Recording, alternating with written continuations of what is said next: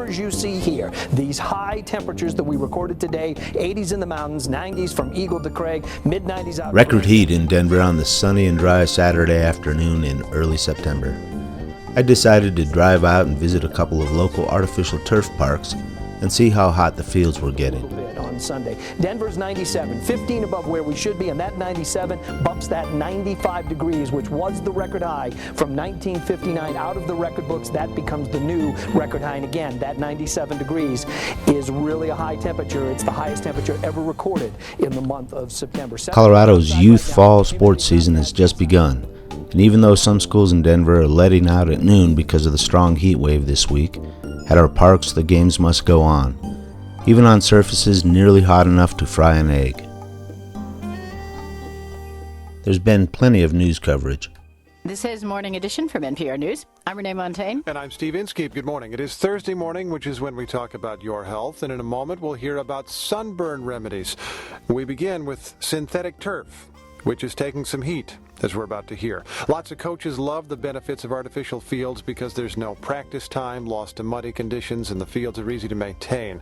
But as synthetic turf becomes more popular, there's a controversy. NPR's Allison Aubrey reports. A few years ago, a professor at Columbia University named Stuart Gaffin began a research project to study how urban trees in the Bronx helped cool down neighborhoods. To help figure this out, he analyzed thermal images generated from NASA satellite maps. When Gaffin noticed a bunch of hot spots on the map, he assumed they may be rooftops, but he wanted to know for certain. And so we picked out, 5, 6 really hot locations in the Bronx, and we went to visit them, and 2 of them turned out to be turf fields. And in retrospect, I should have realized it because they're a perfect absorbing system. To see just how hot the synthetic fields can get, we visited a park on the Upper West Side of Manhattan with Jeffrey Croft. We're going down the steps at 103rd Street and Riverside Drive, and we're going into Riverside Park. Croft runs a nonprofit group called New York City Park Advocates. He's been taking temperature readings in parks around the city since April. With a thermometer in hand, Croft walks to the side of one of the turf fields where a bunch of kids are playing sports as part of a summer camp. In the shade, it's 86 degrees, but out in the center of the soccer field, the sun is directly overhead. So these kids right now on this surface is, holy cow. Wow, that's way hotter than I thought this was going to be. This is 160.6. As the coaches call a water break, which they do a lot, a group of 8 and 9-year-olds, including Michael Lucanat, Max Rana, and Billy Hurwitz, stand dripping in sweat. I just got water from the water fountain. It's freezing cold water. Hot. Very hot. So is it hard to keep playing when it's this hot? Yes, you probably, if you were playing like this, you probably need a water break like the whole time. It's just like killing you, the sun. Part of what's trapping the heat are bits of ground up recycled tires used by the manufacturers to cushion.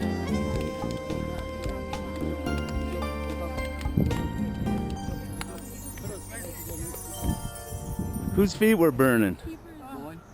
Yours? Everybody.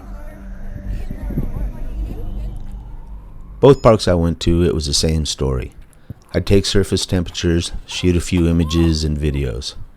Players, coaches, parents, and athletes would often come up to me and ask me, what was I measuring with this funny IR gun? Was it speed of the ball? When I'd show them the results, they were all shocked. Like this exchange with the referee. Warm out there, huh? Warm out there. What are you reading? I'm reading 150s. 150? You want to see it?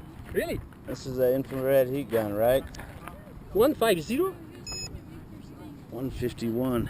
Oh, Now that's just the surface. That's like not the air here. That's like an oven, huh? That doesn't mean it's 150 here. Oh, That's where the surface is 150. My shoes must be melting out. Yeah, I'll bet some guys were saying hot heat.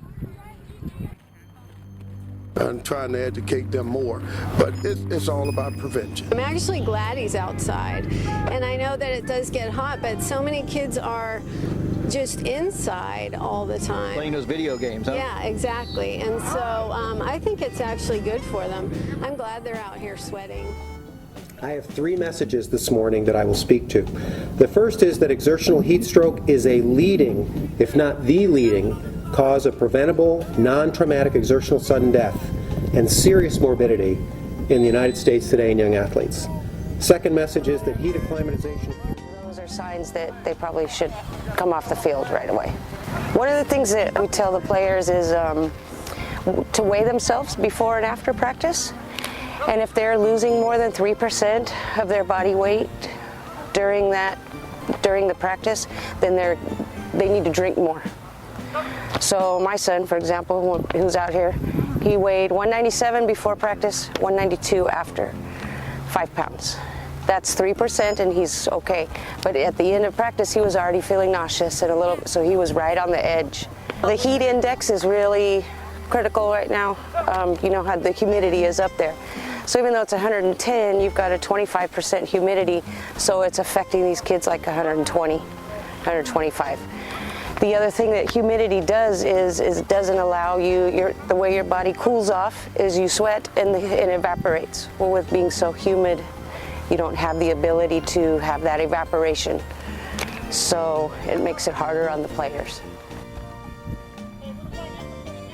Do they need to reschedule or consider an alternate surface to play on when it's sunny?